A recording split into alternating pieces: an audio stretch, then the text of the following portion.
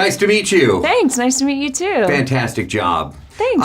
Was this character though? Was it emotionally draining? I mean, how difficult was it to play?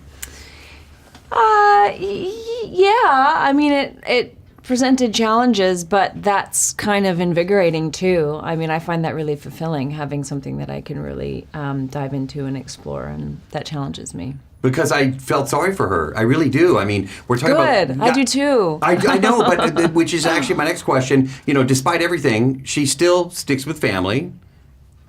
Yeah. She does. Well, why do you think that? Why do I think what? That she sticks with her family so much. Like, why does she stay with what's going on in her world?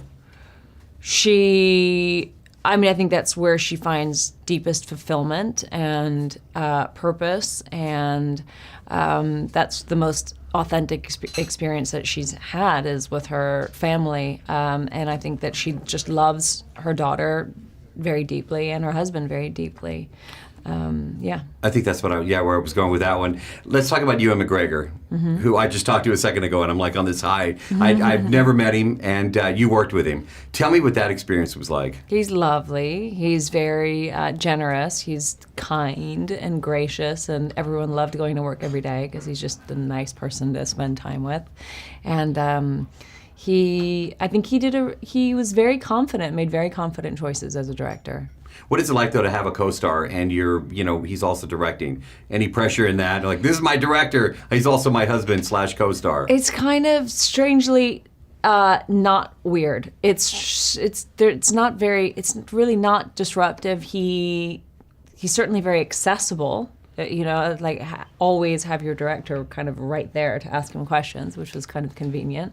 And maybe when we were doing a scene, we would do a first take, and then he'd go back and look at the monitor and see if there's anything he wanted to adjust. But after that, we were pretty much in it just as actors together. So it was very comfortable. Story is set in the 1960s, and which, by the way, was really violent. I learned watching this movie, there's a lot of stuff going on. But it could be relevant to today, the story. Do you agree with that, or how do you think? For sure, it's in the 50s and the 60s and the 70s, and first of all, it's the story of this family and the way in which they lose their daughter, who rebels against them and everything that they stand for, and then that's a kind of timeless struggle, I think, parents and children, and a sort of subsequent generation rejecting the values of their parents.